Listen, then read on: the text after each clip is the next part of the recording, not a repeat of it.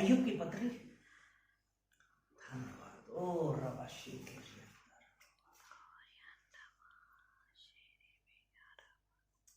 Thank you Jesus. 42।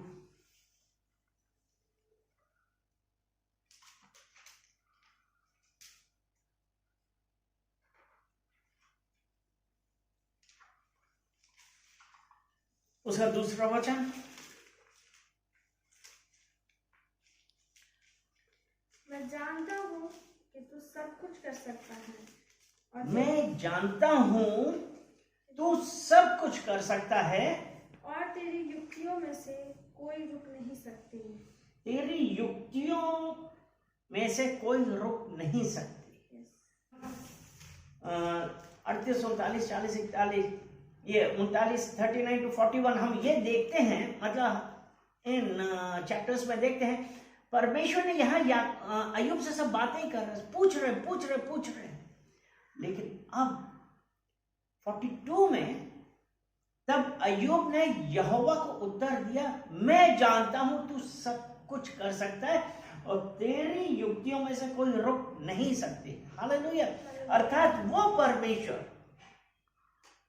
अगर उसने ये कहा कि आई ब्लेस यू, तो बिलीव, विश्वास रखिए कि वो परमेश्वर आपको ब्लेस करेगा। आमीन। चाहे कैसी भी परिस्थिति आ जाए। स्वभावदेशक 3 अध्याय 14, Ecclesiastes 3 chapter 3 verse 14। मैं जानता हूँ कि जो कुछ परमेश्वर करता है वह सदा स्थिर रहेगा, वो सदा स्थिर रहेगा। ना तो उसमें कुछ बढ़ाया जा सकता है और ना कुछ घटाया जा सकता है। वो परमेश्वर, मुझे पता है, मैं जानता हूं। क्या मैं जानता हूं? कि परमेश्वर की युक्तियों में से कोई भी रुक नहीं सकती। अगर उसने कहा कि यू आर ब्लेस्ड, अब ब्लेस है, क्योंकि उसके बाद इसी में ये है ना कि परमेश्वर ऐसा इसलिए करता है कि लोग उसका भय माने। अगर परमेश्वर ने कहा you are blessed, you are blessed. आज हम लोगों में से कितने लोग हैं जो कई बार परिस्थितियों की वजह से आज हम अपने परमेश्वर से दूर होते हैं। अगर हम अय्यूब की पत्री पढ़ते हैं तो ये देखिए कि अय्यूब उसका पहला अध्याय चैप्टर 1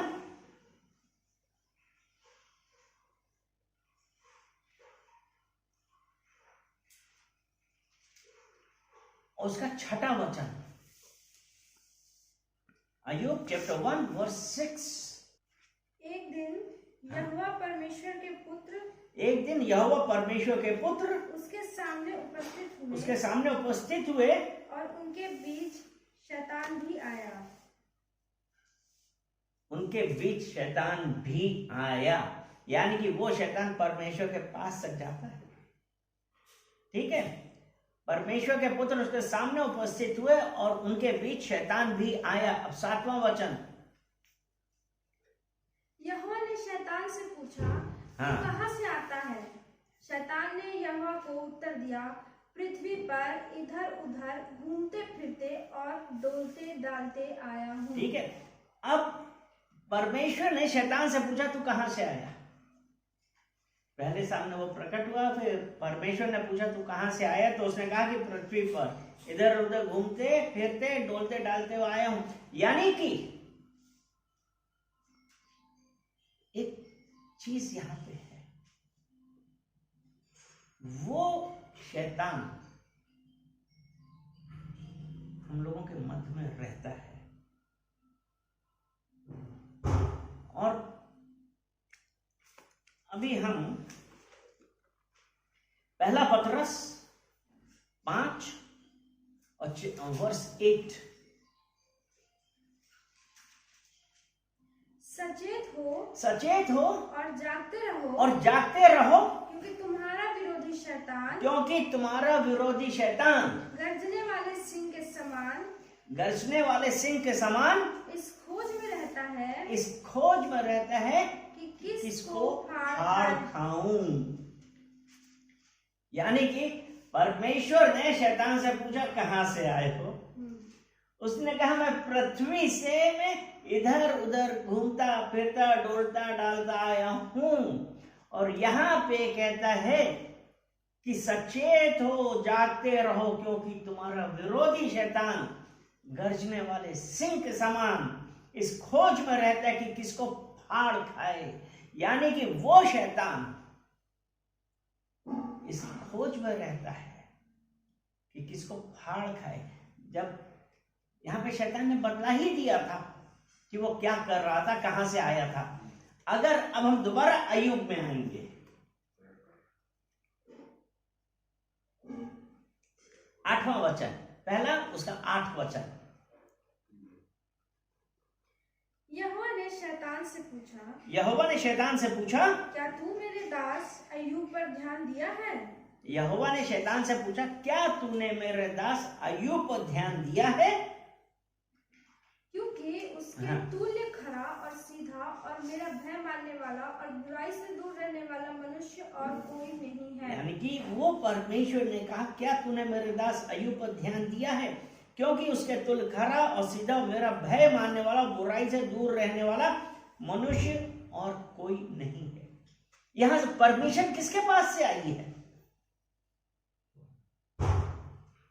शैतान को किसने परमिशन दी है? परमेश्वर ने शैतान से पूछा क्या तूने मेरे दास अय्यूब पर ध्यान दिया है? अगर आज हम ये कहें कि हमारे साथ ऐसा क्यों, परमेश्वर ने बाद में अय्यूब के लिए कहा कि उसके तुल्य खरा और सीधा मेरा भय मानने वाला। अगर आज हम उस परमेश्वर का भय मानते हैं, उसकी आज्ञाओं पे, उसकी विधियों पे चलते हैं, परमेश्वर हमको जानता है। परमेश्वर हमको जानता है, क्योंकि परमेश्वर जो देखता है उसके अनुसार। पहला कुरिन्थियों 8वां अध्याय, 1 Corinthians chapter 8 verse 3। परंतु यदि कोई परमेश्वर से प्रेम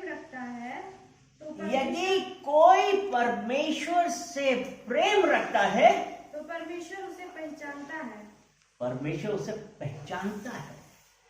अय्यूब, परमेश्वर ने कहा क्या तूने मेरे दास अय्यूब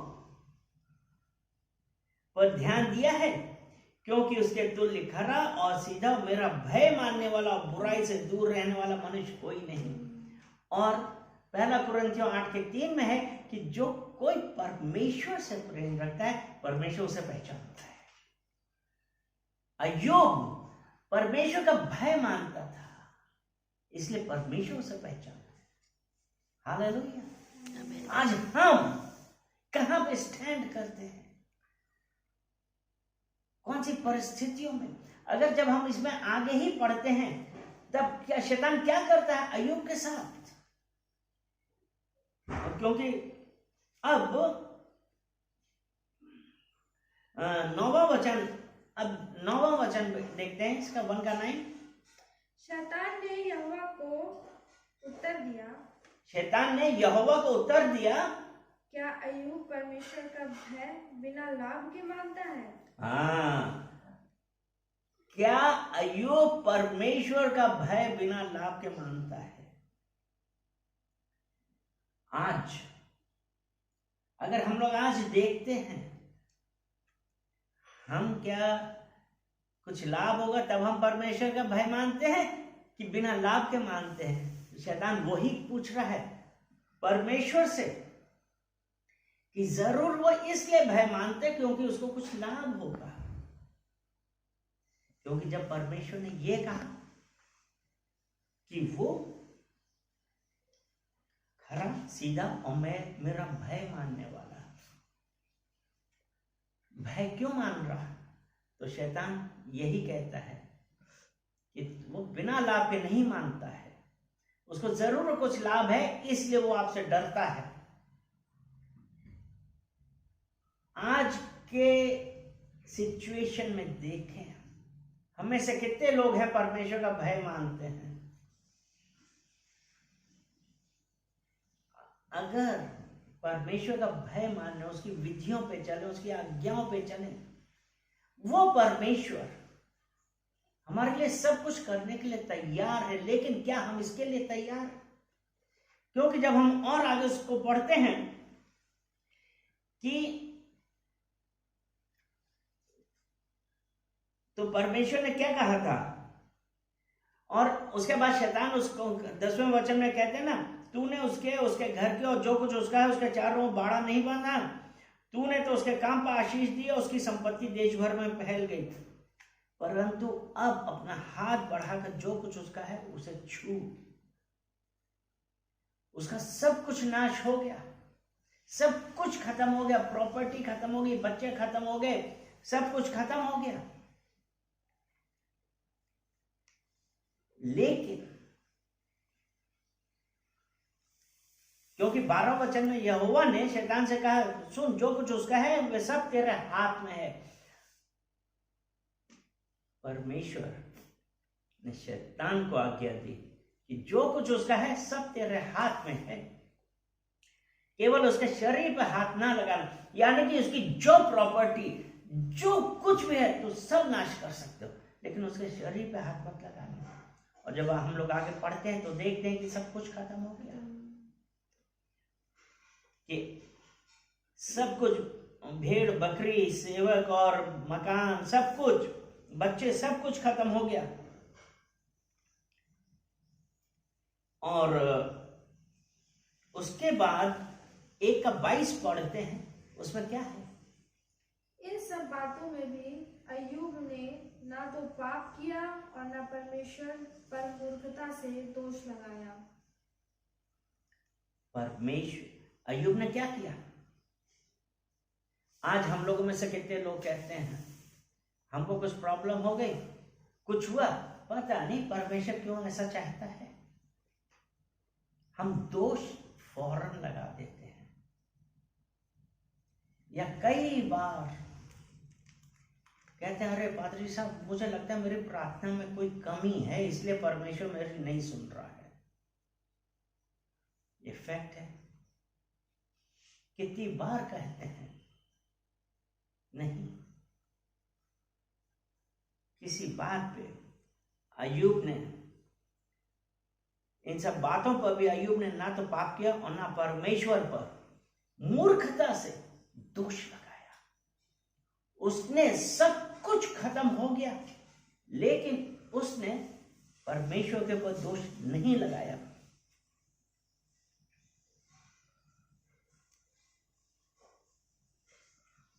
अब दूसरा अध्याय, उसका 4था वचन।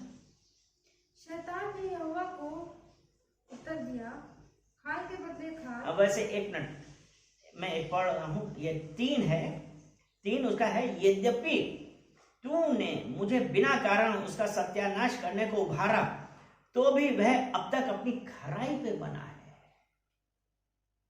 अब तक सब कुछ खत्म हो गया, ये है कि नहीं, बिना कारण उसका सत्यानाश करने को उभारा। शैतान को आज्ञा दे दी, लेकिन वो अब भी अपनी खराई पे है। और फिर 4थे वचन में यही है ना, कि शैतान ने यहोवा को उत्तर दिया, खाल के बदले खाल, परंतु प्राण के बदले मनुष्य अपना सब कुछ दे देता। खाल के बदले खाल, परंतु प्राण के बदले अपना, मनुष्य अपना सब कुछ दे देता है।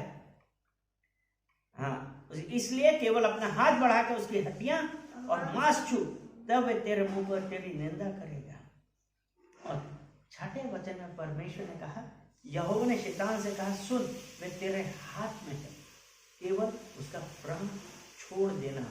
उसके बाद जब हम आगे पढ़ते हैं तो उसमें हम ये देखते हैं कि अय्यूब के शरीर पे कितने बड़े बड़े फोड़े हो गए, उसका पूरा शरीर बर्बाद हो गया था। तो 9वां वचन जब हम 2 का 9 पढ़ते हैं तब उसमें ये देखते हैं कि उसकी स्त्री उससे कहने लगी, क्या तू अभी अपनी खराई पर बना है? परमेश्वर की निंदा कर, चाहे मर जाए तो मर जा। वो परमेश्वर मतलब अपने घर वाले।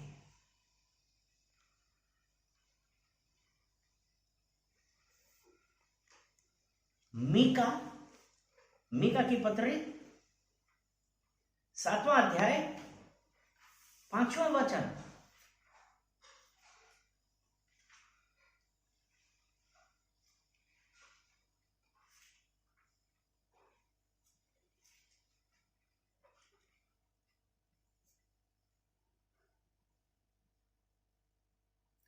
मित्र पर विश्वास मत करो, परम मित्र पर भी भरोसा मत करो, वरन अपनी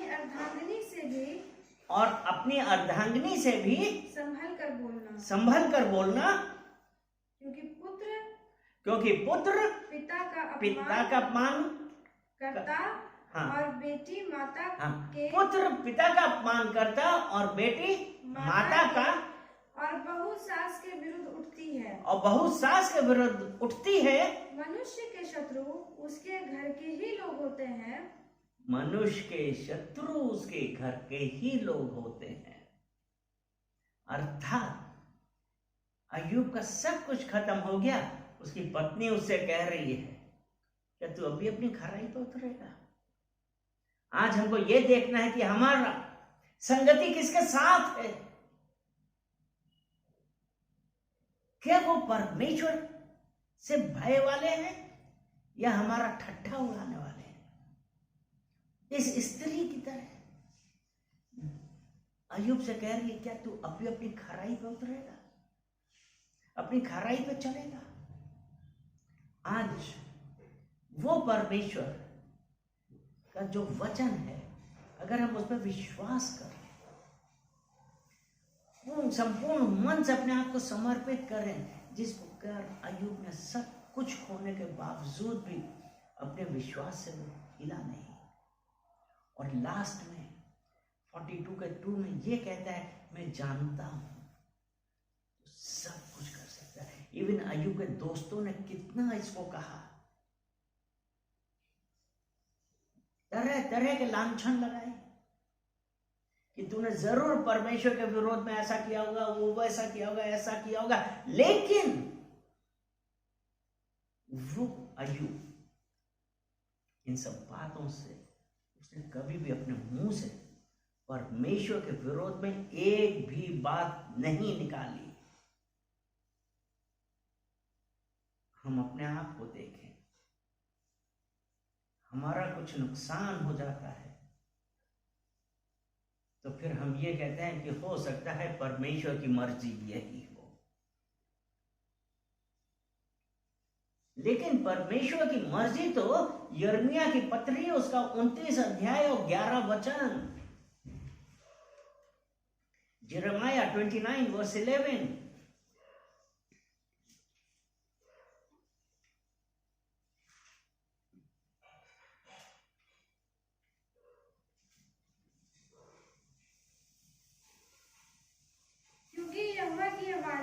क्योंकि यहोवा की यह वाणी है कि जो कल्पनाएं मैं तुम्हारे विषय में करता हूँ उन्हें मैं जानता हूँ।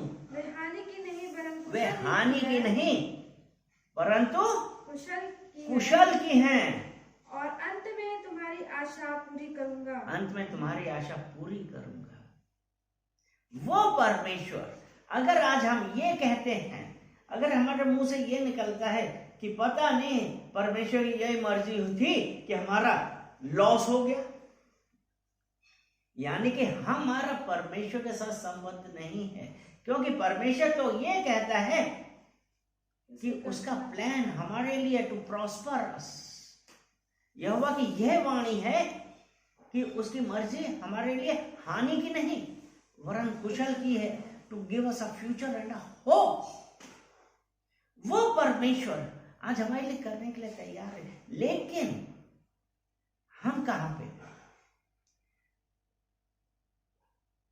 पहला यूहन्ना, अगर हम ये कहते हैं ना कि हो सकता है परमेश्वर की ऐसी ही मर्जी हो, इस वजह से पहला यूहन्ना उसका 2 अध्याय उसका 15 वचन,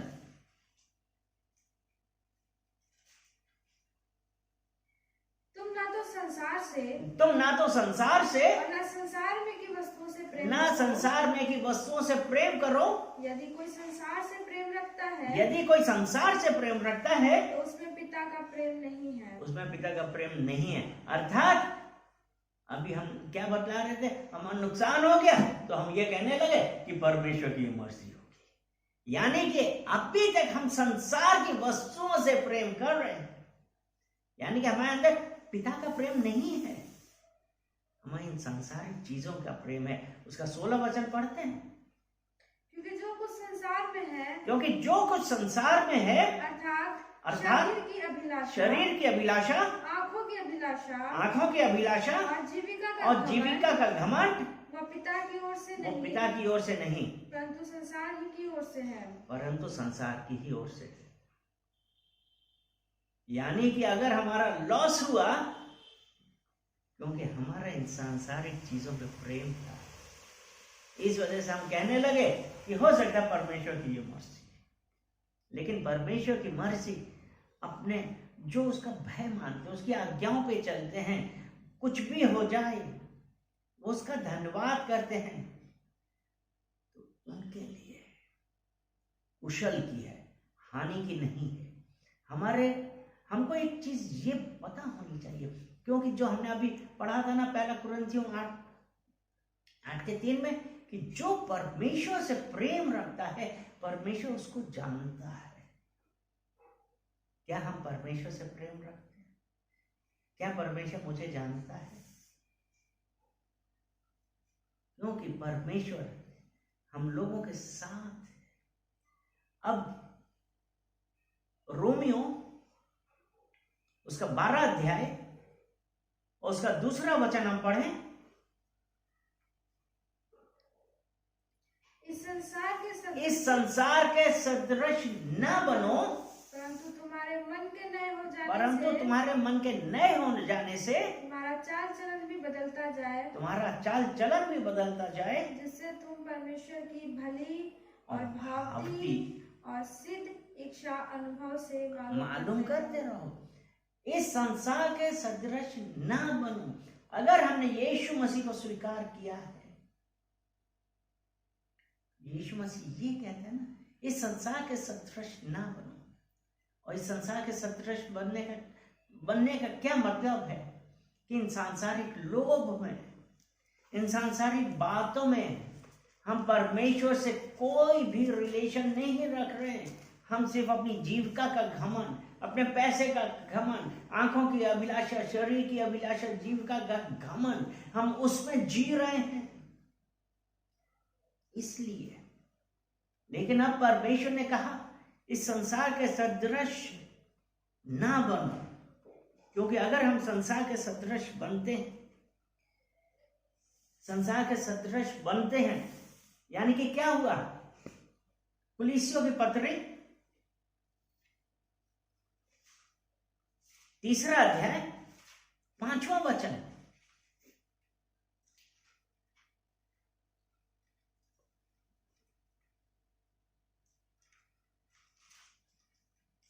अगर ये 5 से 9 तक इसमें ये है, हाँ पढ़ो 5 इसलिए हाँ। अपने उन अंगों को मार डालो जो पृथ्वी पर पहले अभी उसने कहा इस संसार के सदृश ना बनो, इसलिए अपने उन अंगों को मार डालो जो पृथ्वी पर है, जो पृथ्वी पर हैं, अर्थात व्यभिचार, अशुद्धता, दुष्कामना, बुरी लालसा और लोभ को जो मूर्ति पूजा के बराबर है, जो मूर्ति पूजा के बराबर है। इन्हीं के कारण परमेश्वर का प्रकोप आज्ञा न मानने वालों पर पड़ता है। और तुम भी जब इन बुराइयों में जीवन बिताते थे तो इन्हीं के अनुसार चलते थे। अब 8वां वचन, परंतु अब तुम भी इन सबको अर्थात क्रोध, रोष, बैर भाव, निंदा और मुंह से गालियां बकना, ये सब बात छोड़ दो। एक दूसरे से झूठ मत बोलो, क्योंकि तुमने पुराने मनुष्यत्व को उसके कामों समेत उतार दिया है। इस संसार के सदृश ना बनो, क्योंकि तुम्हारे मन के नए हो जाने से सब कुछ बदल गया है। वो परमेश्वर आज हम लोगों से कुछ बातें कर रहा है, और हमारे लिए सबसे जरूरी जो इंपॉर्टेंट बात बताई है, ये जो चीजें हैं जो हमको परमेश्वर के प्रेम से दूर करती हैं, तो हमको माफी मांगनी है। परमेश्वर से कहना है कि हम आपकी ओर देखने की बजाय इन सांसारिक वस्तुओं की ओर देख रहे थे। वो परमेश्वर रोमियो 12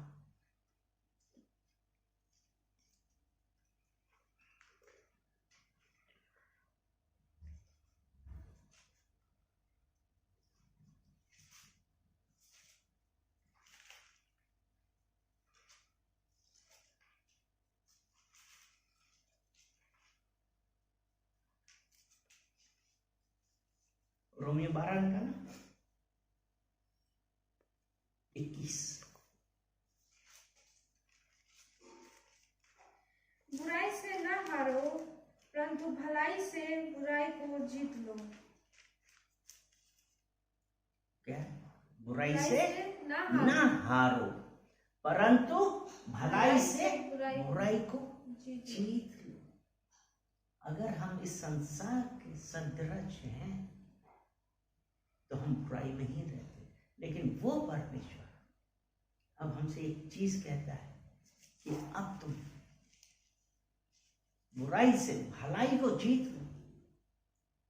परमेश्वर का, क्योंकि इसी 12 में ही ये लिखा है ना कि 17 वचन ये कहता है, बुराई के बदले किसी से बुराई ना करो। जो बातें सब लोगों के निकट भली हैं उनकी चिंता किया, बुराई के बदले बुराई नहीं करनी है, क्योंकि परमेश्वर ने कहा था लोगों को माफ करें, टू फॉरगिव। अगर हमारे साथ ये है, जब हम उस परमेश्वर के साथ चलेंगे, विश्वास रखिए परमेश्वर हमारे लिए, हमने क्या पढ़ा था स्टार्टिंग में, क्या पढ़ा था 42 के 2 में, मैं जानता हूं परमेश्वर सब कुछ कर सकता है और उसकी युक्तियों में से कोई भी सफल नहीं होती, रुक नहीं सकती, उसकी युक्तियों में से कोई रुक नहीं सकती है। लेकिन हमको अपने आप को चेक करना है कि हम कहाँ पे हैं। क्या आज भी हम इन सांसारिक चीजों पे हैं? हम आज बुराइयों पे हैं, क्रोध करते हैं, रोष करते हैं, बैर भाव है हमारे अंदर। लेकिन परमेश्वर ने कहा कि तुम्हारे मन के नए हो जाने से सब बातें नई हो गई हैं। तो आज हम जब उस परमेश्वर के साथ चलेंगे, विश्वास रखिए कि परमेश्वर जो हमारा उद्धार करता है, हमारा जीवन बदलने वाला है, वो आपके साथ और मेरे साथ भी वही करने के लिए तैयार है। लेकिन सबसे पहले हमको अपने आप को बदलना है। जब हम ऐसा करते हैं तो परमेश्वर हमको बदल देगा।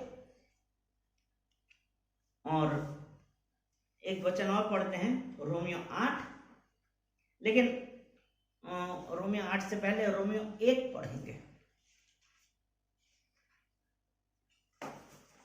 रोमियो 1 उसका 18 वचन। परमेश्वर का क्रोध तो उन लोगों की सब अभक्ति और अधर्म पर स्वर्ग से प्रकट होता है, जो सत्य को अधर्म से दबाए रखते हैं। परमेश्वर का क्रोध किन लोगों पे? जो सत्य को अधर्म से दबाए रखते हैं। और इसी का 21वां वचन कहता है कि परमेश्वर को जानने के बावजूद भी उन्होंने परमेश्वर के योग्य कार्य नहीं किया। धन्यवाद, बड़ाई कुछ नहीं करी। पढ़ो 21। इस कारण कि परमेश्वर को जानने पर भी उन्होंने परमेश्वर के योग्य बड़ाई और धन्यवाद न किया, परंतु व्यर्थ विचार करने लगे, यहाँ तक कि उनका निर्बुद्धि मन अंधेरा हो गया। यानी कि अगर हम आज ये कहते हैं कि हम परमेश्वर को जानते हैं या परमेश्वर मुझे जानता है, लेकिन क्या हमने उस परमेश्वर को धन्यवाद दिया? कि हम इन सांसारिक चीजों में व्यस्त हो गए, यहां तक कि उनका निर्बुद्धि मन भी अंधेरा छा गया। वो परमेश्वर, इसलिए हमको क्या करना है? रोमियो 13 उसका 14 वचन,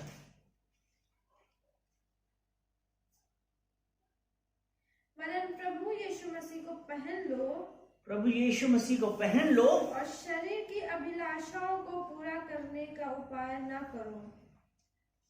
प्रभु यीशु मसीह को पहन लो और शरीर की अभिलाषाओं को पूरा करने का उपाय ना करो।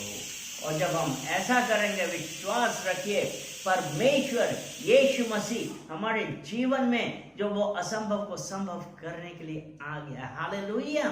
तो इसलिए एक या दो वचन मैं और शेयर करता हूं। आइजाया, यशाया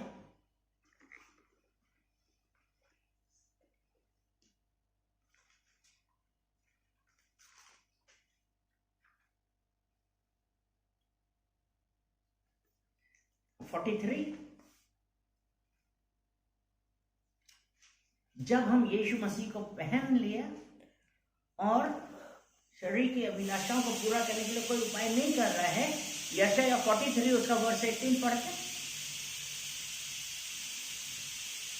अब बीती हुई घटनाओं का स्मरण मत करो, न प्राचीन काल की बातों पर मन लगाओ। वो परमेश्वर, जब हमने यीशु मसीह को पहना,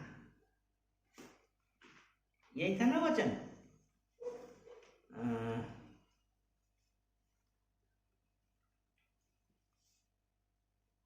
प्रभु यीशु मसीह को पहन लो और शरीर की अभिलाषाओं को पूरा करने का उपाय ना करो। और उसके बाद ये है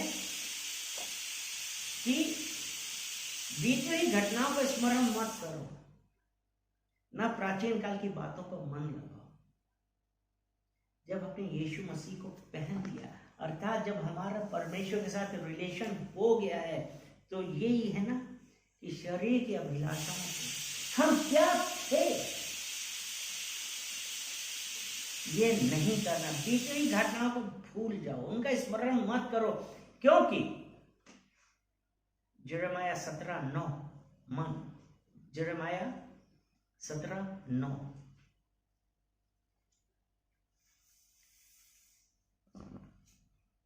जब हम अगर भूलते नहीं हैं, उन्हीं का स्मरण करते रहते हैं, तो क्या होता है? मन तो सब वस्तुओं से अधिक धोखा देने वाला है। उसमें असाध्य रोग लगा है। उसका भेद कौन समझ सकता है? इसलिए बीती हुई घटनाओं का स्मरण मत करो, मत याद करो कि हम क्या थे। अब यीशु मसीह इज इन मी। हालेलुया। तो आज जब परमेश्वर हमारे साथ है, तो विश्वास रखिए कि जब हम उस परमेश्वर के साथ संगति करेंगे, परमेश्वर हमें जो हमारी शरीर की अभिलाषा, ये जो कुछ भी अभिलाषाएं हैं, हमको पहले सबसे पहले ये कहना है, परमेश्वर टेक कंट्रोल ओवर मी।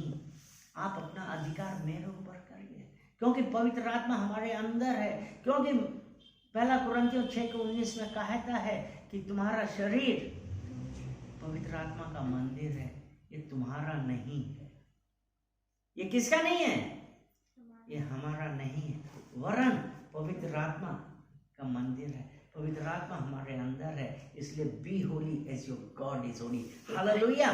चलिए परमेश्वर को हम धन्यवाद देते हैं और कहते हैं कि परमेश्वर हम आपका धन्यवाद करते हैं कि पिता परमेश्वर आपने अपने वचनों के द्वारा हम लोगों से बातें करी, बताए कि पिता परमेश्वर कि जब हम सब कुछ होने के बावजूद भी पिता परमेश्वर आप पे भरोसा करते हैं, तब हम कह सकते हैं मैं जानता हूं कि तू सब कुछ पूरा कर सकता है और तेरी युक्तियों में से कोई रुक नहीं सकती। पिता परमेश्वर हम धन्यवाद देते हैं कि सब सुनने वाले देखने वाले पिता परमेश्वर आपने हर एक जन को छुआ अपने वचनों के द्वारा। और पिता परमेश्वर प्रार्थना करते हैं उन लोगों के लिए पिता परमेश्वर जो आज भी अपनी उन पुरानी आदतों को या पुरानी जीवन को लेके पिता परमेश्वर आज भी परमेश्वर के से कंपैरिजन कर रहे हैं, क्योंकि जैसे कि रोमियो 1:21 में कहा कि परमेश्वर को जानने के बावजूद भी परमेश्वर के योग्य कार्य नहीं किया। पिता परमेश्वर आपका दास होने के नाते पिता परमेश्वर मैं मध्य में खड़ा होकर उनके लिए रिपेंट कर रहा हूँ, माफी मांग रहा हूँ। पिता परमेश्वर को माफ करिए। पवित्र आत्मा आपका कन्विक्शन लोगों पे आए और वो जाने कि जब हम संपूर्ण रूप से परमेश्वर पर भरोसा रखते हैं, परमेश्वर हमको छुड़ाता है। जिस प्रकार अय्यूब को हर चीज उसका दुगना दिया, पिता परमेश्वर प्रार्थना करते हैं कि हर एक भाई और बहन जो देखने वाला हो, सुनने वाला हो, पिता परमेश्वर आप अपनी आशीष से उसको अपरंपार, अपने आशीष का अपरंपार बारिश उनको करिए, क्योंकि बरकत की बारिश अब देने वाले हैं। पिता परमेश्वर धन्यवाद देते हैं, धन्यवाद देते हैं, धन्यवाद देते हैं। सारा आदर महिमा हम आपको देते हैं यीशु मसीह के नाम से, आमीन।